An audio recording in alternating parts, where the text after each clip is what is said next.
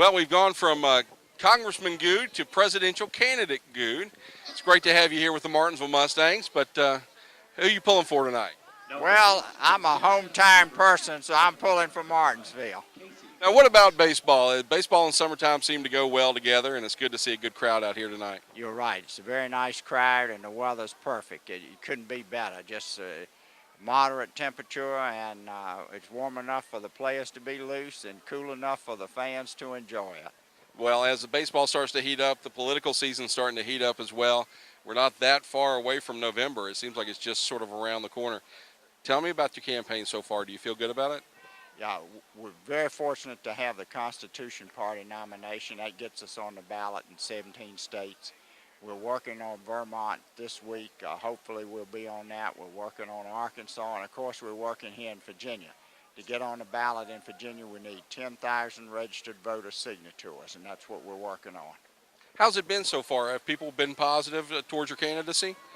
We've been very pleased with the response, especially in the petition signing. A lot of people signed the petition. They said, well, yes, I think you ought to have a chance, and give us another alternative besides Romney and Obama. Now, tell me a little bit about the Constitution Party. What differentiates it from the Republicans and the Democrats and the Tea Party? Well, their chief focus is following constitutional statements. And, for example, before the United States would become involved in a war, Congress would have to declare war, rather than just having the president unilaterally take action.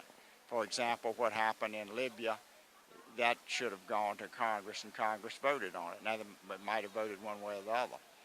And really, before Afghanistan, it should be up to Congress to decide whether to be in there or not be in there. That's just an example of it. Another situation is with the Second Amendment.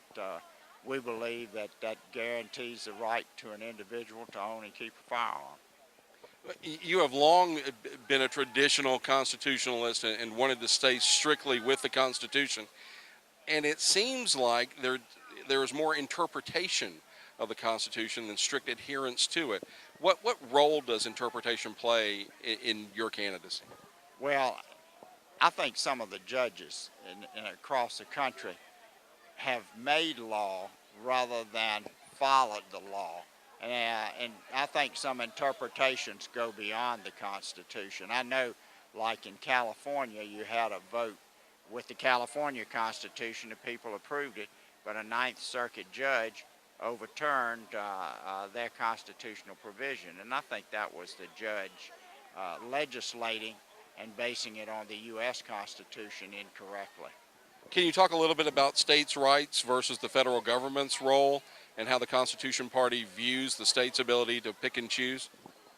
The Constitution Party is focusing on the 10th Amendment, and powers not specifically designated to the federal government should be reserved to the states. So questions like the legalization of abortion or gay marriage, those should be states' issues? No,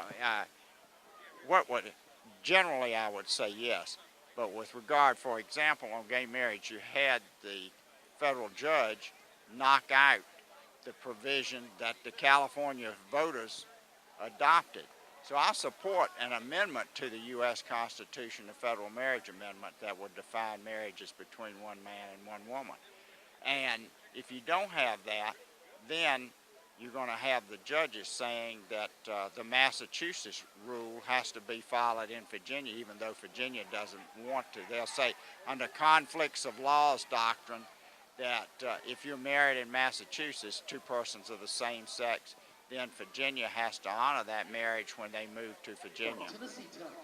Well, let's talk a little bit about where the rubber hits the road. Have you traveled outside of the Southeast, and what has your reception been? I went to, this last year, I went to Idaho, Montana, Utah, Colorado, Wyoming, and a number of the Midwestern states.